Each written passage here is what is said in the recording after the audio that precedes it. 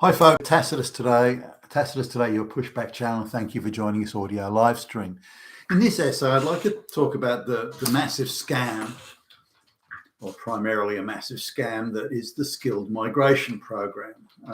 Now, pretty much all Western countries have this skilled migration program, and they want to bring out more black, brown peasants into the middle of a economic environment that is, hanging by a thread, to say the least, and where the cost of living is going up very quickly, while wages are just nowhere near catching up. Now, there is a genuine concern across the Western world because wages are seen as the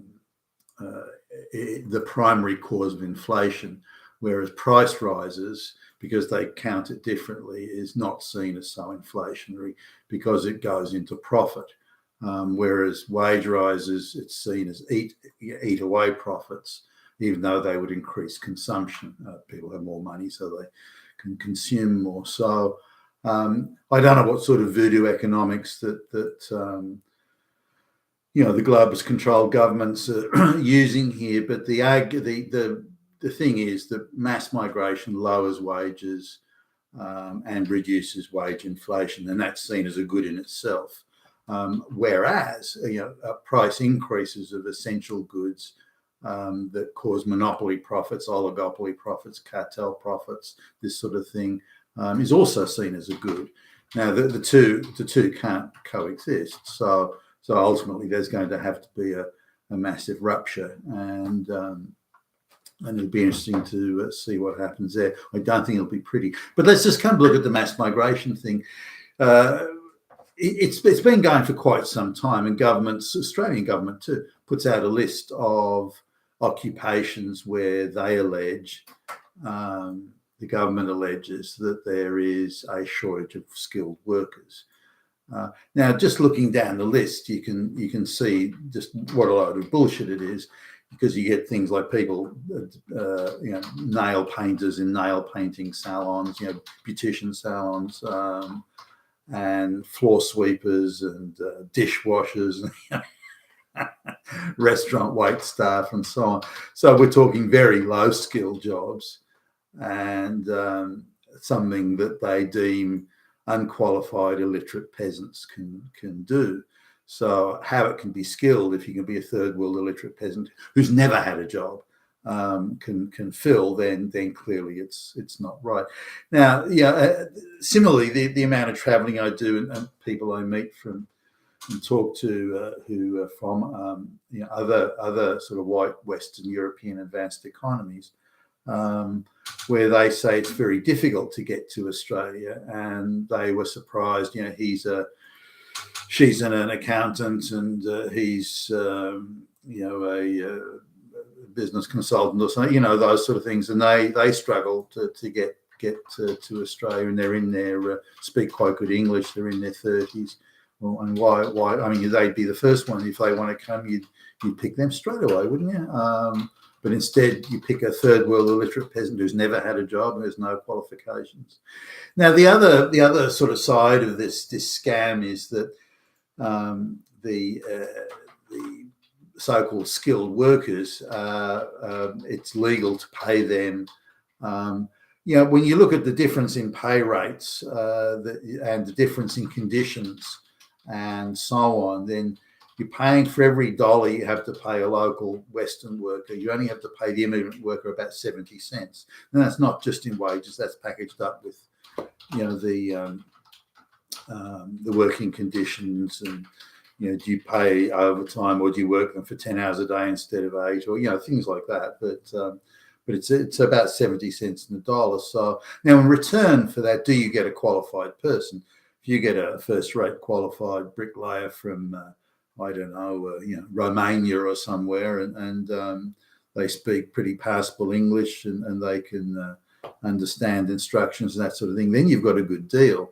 If you pay that person 70 cents versus, because these people have no jobs in their own countries, so they can come along and fill that job. But do they speak English? Are they qualified? Can they Can they read plans? Can they follow instructions? These sorts of things. Because if not, you then got to do close order supervision with them, and it could be many months, a year before they become even somewhat productive. Or you can get them to do some menial job, but pay them, shit money for that job. So if you pay the floor sweeper, round numbers, $100 a week, and you pay this guy to sweep the floor at $70 a week, it's still a better deal than where he came from. So he may accept that. So you've got a floor sweeper now at extra cheap, but that bumps out somebody who's at the bottom of the pile anyway, in the employment pile. So, is that a net benefit, or are you just moving the problem around? And this is what skilled migration or the illusion of skilled migration does. It doesn't solve any problem. It doesn't correct a problem. It just moves the problem around. And that is not a solution. It's the equivalent of kicking the can down the road, or whatever you want, sweeping the dust under the rug, or putting a Band-Aid over something that needs to be stitched, and so on. but I just want to talk a bit about the excuse me, a bit about third world qualifications, or alleged qualifications. Now, I've got first-hand experience here about the amount of Indians that claim, from the subcontinent, who claim to have high-powered programming skills, computer coding skills, and they've got PhDs from some Indian universities. And we need to always come back to what are the meritorious standards? Because it used to be meritorious in the West. We're losing it now, of course, but political correctness and wokeness is destroying merit. But merit has been the primary determinant of who's got a skill. And you knew if someone had a degree or a building qualification, it could be a trades certificate or something, you know that they have that qualification. They had to meet an independent standard, and if they met that standard, they were therefore qualified to do whatever the work was. It could whether it's a surgeon or an electrician or a plumber or something, whatever it was. So you knew that, and if they weren't, you knew that pretty quickly as well. And so those independent standards were, by world standards, very high. When I would sort of, again, all the traveling I've done, when I'd see people who had the equivalent qualification in the third world country, or supposedly had it, they were not even half, not even a quarter of the standard of the people that I would find in, say, Britain or the United States or Australia. So the standards are very different, and the concept of standards, the idea of being independently measured and awarded qualifications on merit, that's not something that exists in third world countries. They've got no concept of that. So they seem to think a qualification is simply the bit of paper, whether you've done the study or the hard work or passed a test. That's sort of, who cares? And so they'll attend college as if it's some sort of a social club, and then they'll pay and bribe the university to give their son or daughter a PhD in whatever. So these people are arriving in Australia. This is in the earlier days of the mass migration, and they would typically be the Brahmins and the upper classes who believe they were entitled to prestigious, well-paid employment, and going to the West and getting a job in a white company at the time, a white country and a white company at the time, was considered as very prestigious. And so they would arrive wanting and expect and being entitled, as they saw it, to this prestige. So they would come along, and they would they'd have their PhD from some Indian universities in the computer science, and they would claim to have been employed by some company in India. And then you go, okay, well, gee, wow, that's and their English was decent enough, and they were quite pleasant and polite and quite chatty in interviews. So you go, okay, well, gee whiz. And because they were so relatively cheap, at least to employ, I was under quite a bit of pressure to employ these so-called cheap, low-cost computer coding geniuses. I was a little bit dubious, but okay, well, look, the guy's got the qualifications, he's got the bits of paper. Let's give him a try. And of course, it didn't work. Very few of them actually worked quite. Very few of them could actually cut us even a single line of code. They'd again, bribed or bought their qualifications. The companies they worked for were a family business, just a sham affront that all these Brahmins have. It's you're an important person. You have to be self-employed. You can't work for someone else. Maybe another Brahmin, but generally a sign of your prestigious position in society is you have your own business. And the businesses that exist are all fucking monopolies anyway. It's not like they've got to go out and work hard to win the business. So they arrive effectively in the first world country, or these programs at least, and they don't have the qualifications they claim to have. And they've never actually had a job in their lives. They've just sort of flitted around in some socially prestigious front organisation that pretends to be a business, but is really there just to project and enhance the family's social prestige in the region. So they're fucking useless. They're useless as employees, and they can't do anything. And also they don't think they should have to work. The idea of having to work and having to work for a living is as they would see it, a direct attack on their level of social prestige, and it can't be tolerated in their view. So I found their ability to accept direction or to be accountable for work is very poor. Now let's come to other things like so there's a private, quite an upmarket private hospital. These guys pride themselves on giving a good quality service, the best quality people, and very well qualified people, experienced, all that sort of jazz. And the difference between a hospital like that and a government hospital, you could be talking about, worlds apart.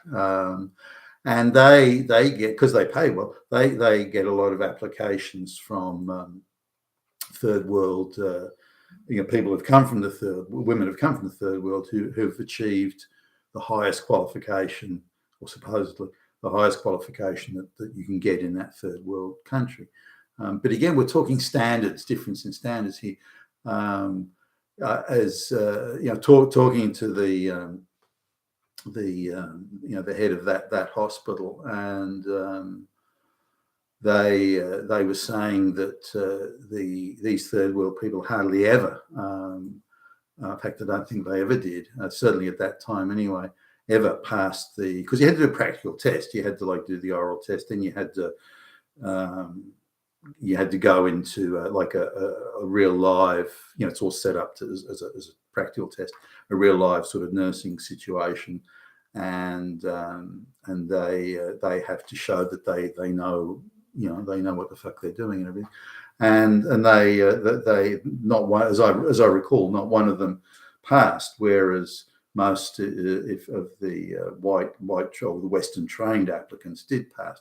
And that wasn't just that they were trained in, say, Australia. They could be trained in somewhere else, like I don't know, the British Isles or New Zealand or something like that. But they're trained in a first world country, and the standards are very, very different. The concept of standards, and if you come from a family that's got a bit of political influence, a bit of pull, you can go to the person doing the exam in the third world country who may be testing or examining your son or daughter, and you can slip them a few bucks and let a very poor or very ordinary student get by.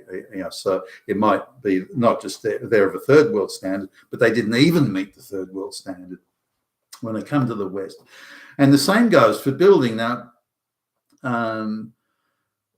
just talking to building supervisors and chief engineers and things like that, which I do a fair bit, and they have the same thing, that the person from Romania or I don't know, Indonesia or the fucking Philippines or something like that has their bricklaying, for example, the bricklaying certificate, we'll say. And but it's quite different there. The standards are different. The standards they have to meet, the testing, the meritorious nature of the testing, all of that is very, very different. So when we need skilled migrants who are cheap, let's get them from that dirt poor basket case African country. That'll solve it. That'll fix it. That'll bring down the cost of the.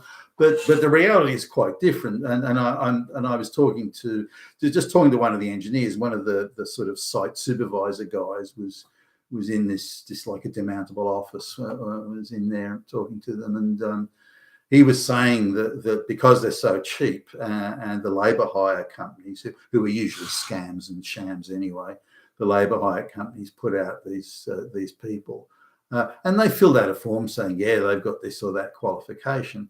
And even if they do have it, it's to such a low standard compared to our standards in the West that they might as well not have any building experience or bricklaying or whatever the function may be. So as he was saying, they couldn't. They're so bad they couldn't even run a string line. To have the bricks laid straight and so they couldn't even run a string line on and things like this. And they couldn't use advanced equipment like laser alignment kit and so on.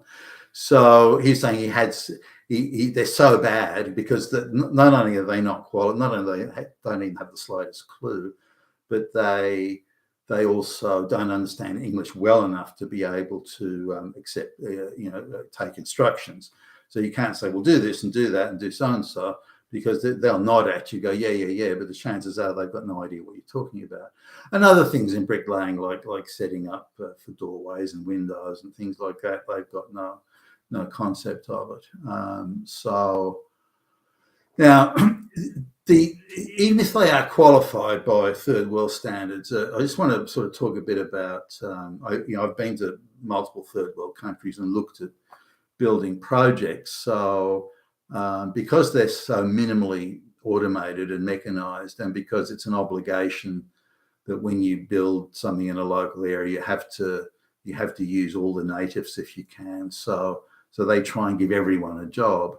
And at the end of the job, they get some bullshit certificate or equivalent of it. So I was watching one I think it was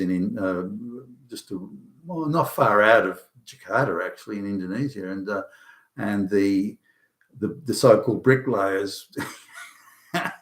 It wasn't that big a place, and there must have been, I don't know, 100 people working there just laying the fucking bricks. And the way they did is they parked the truck sort of down the road, and then they stand shoulder to shoulder all the way from the truck to where the building, the actual building, the structure is being erected. And then they pass the brick to each other one by one. And just talking to the guy who was there, the interpreter, I spoke some Bahasa, but not good enough to talk at university level or something. But the interpreter was saying that this is good because it gives everybody experience of being a bricklayer, and at the end of it, they can call themselves a bricklayer. Now, by their standards, if you pass a brick from one guy to another and someone lays the bricks, you're a bricklayer, because their concept of these people have never had a job in their lives and sort of never will. And so that the fact that they pass bricks to one another down a line, that means they're now a bricklayer. So they see an advert in first world country, we want bricklayers, and well, I'm a bricklayer. And in reality, they've never laid a fucking brick in their lives. They've just passed it in a human chain as one brick at a time. But this illustrates the difference in perception. But when they've got a form from a labour hire company, they look at it and are you a qualified bricklayer? Perception. But when they've got a form from a labour hire company, they look at it and are you a qualified bricklayer? Yep. Tick the box. Then they arrive, and they're barely good enough to even sweep the floor, let alone lay bricks. So we need to understand that due to there's low standards of their qualification, and even if they are qualified, there's very low standards. But also the lowest of the low standards is vetting these people when they come in. Now, it's easy to vet somebody from a first world country because if they say they've got I don't know, a degree in computer science, for example, from University of London or New York, or whatever, you can go and check that, and you can find a department and that department handles the verification and so on. So you can do, but in a third world country you can't, or maybe you can if you're prepared to put a lot of resources and really persist. But it's a low level job to begin with. How many hours are you going to spend on it? You can get these people through a labour hire company and they say that they've done the checking. So, okay, well, if you've checked, fine. So then the people come in, these workers come in who are supposedly qualified bricklayers and they're not. But again, coming back to this building supervisor, he was saying the staff turnover of bricklayers and these people is absolutely chronic, because out of every 10 that's supposed to be qualified, he's lucky if even one is usable. Or teachable or something, but none of them are actually at the standard they need. But one of them, maybe their English is just good enough, or they're just slightly smarter than the others, and they're a quick study or something like that. So they'll keep that person, but the others have to go, or they give them the most menial tasks. Now, the second sort of thing as it comes around here, or the next thing as it comes around, is when they find these people can't do the jobs and they're completely unqualified, then they may offer them jobs like floor sweeping and so on, but on much lower wages. So in that way, they displace the local white people from those low-level jobs and give them to third world peasants because they can pay them even less than a white person. But if you've got to pay, I saw this in programming, computer coding and programming. And went back to the board of directors with it, because they're the ones pestering me to hire these third world people because they're so cheap. Oh, look, we can get all this programming done at half the price. Let's do it. Oh, and to them, it seemed, in their perception, it was an indication of how it was a prudent business move. If you can get the same job done for half the price, why wouldn't you do it? And I agree, just on the face of it. But the difference is that these people can't do the job. There's very few of them can do the job. And the guy who was in charge of the coding department, he came to me and said, look, I'm spending all day interviewing and testing people, because we started we became so uncertain of the qualifications of these Indians that we would say, okay, all right, then you say you can do it, sit down and cut this code. I want to see you programming something in front of me now. And that was like part, if you like, of the interviewing process. And some would, or most would just bluster and how dare you question me. But they couldn't do it. Push comes to shove, they just couldn't do it. The earlier ones were able to bullshit their way in the door, but after a while we clamped down and said, no, we need to know. You say you can do it, so let's see it. And off the top of my head, actually, I don't recall. Maybe one or two sort of were just good enough, but the vast majority of them were either not qualified at all, or qualified to such a minimal level that they couldn't do it. Some had burnished their CV with saying that they could code in a certain computer coding language, and when they couldn't, but they could do it in another. So we would give them a break and say, okay, you do know how to code, you understand the principles of it, you know how it works, so we'll give you a go. We do that, but most of them, in fact, very few could do it. So the guy in charge of the coding came, because he was the one really doing particularly the practical tests in the interviews. And he came, he said, look, I'm spending all day doing these fucking tests. He said, look, if we employ a local guy and he's got his computer science certificate from wherever, I know he can do the job. He may not be the best programmer or the worst, but I know he can do it. I know I can say, look, go and do this, and leave him to do it. And odds are he'll get it done. I don't have to sit there over his shoulder supervising him. So he's pointing out that he has to spend all day doing these prac tests because it takes a while, doing these prac tests for these Indian programmers. And then for the ones that are a bit weaker and just make it across the line, he's got to actually handhold them for days, sometimes weeks, before they get to any level of productive output. And he's saying it's just not worth it. And he said even for the ones that are doing okay, it takes they are much slower and they make far more mistakes than the locally trained programmer. So he said, why would we do it? The economics don't stack up, even if these guys are half the price. So we did a calculation, which, and I can't recall the exact numbers here, but we did a calculation that basically, if these Indian programs were paid somewhere between 20 and 25% of the locally trained programmer, and that had to be the difference, only then did it become economical. And so that was the determination that was made. That didn't mean that everyone couldn't do it. It's a nation of 1.5 billion people in India, so you're going to get some people who are good at programming, and that's fine too, but just not very many of them. And because the standards are low, and because the wealthier people have the access to better education will tend to bribe the university to get a degree, then it means that the outcome, the real outcome in terms of tested, measured skill and training, the outcome's quite different from what you'd see in a white country. Now, the white countries are hurtling backwards at a rate of knots. So I'm sure in the next 25 years it'll all meet in the middle, maybe. But for now, that's it. So when you see these things about skilled migration, it's very rarely skills at all. There's just a sham, scam, bunch of lies, an excuse to bring out more black and brown peasants into the West.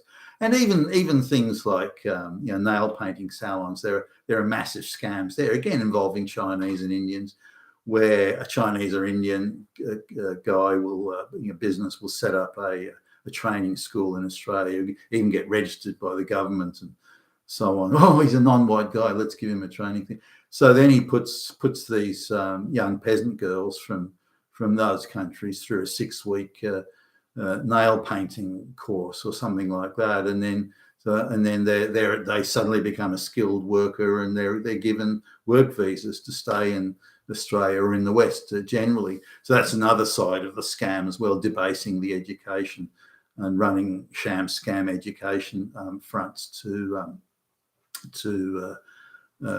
bring in again, more illiterate peasants to the West.